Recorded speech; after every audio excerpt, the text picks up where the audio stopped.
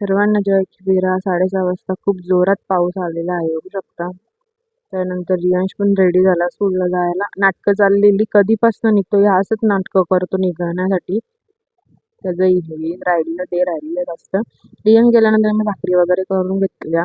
त्यानंतर देवपूजा केली, चाय नाश्ता केला. चाय नाश्त्यामध्ये आज बनवलेला ऑमलेट पाव.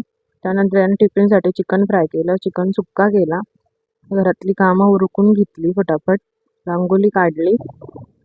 त्यानंतर यश बाहेर गेलेला. तिथनं येताना ह्यांनी KFC आणला. तर मी एवढं जेवण घरात बनवलंय आणि येताना हे KFC घेऊन आले.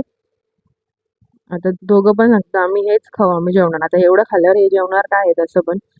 त्यानंतर मी बाहेर गेली, बघते तर पप्पीने सर्व रांगोळी पुसून काढली. पहिला छोटू पुसायचं ना, आता पप्पी.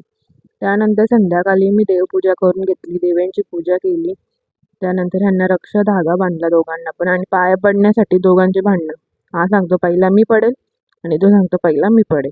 कशावरून भांडणं करत नाही असं नाही, सर्व गोष्टींवरून त्यांची भांडणं असतात. अशीच मस्त छान पूजा करून घेतली, बघू शकता इथे.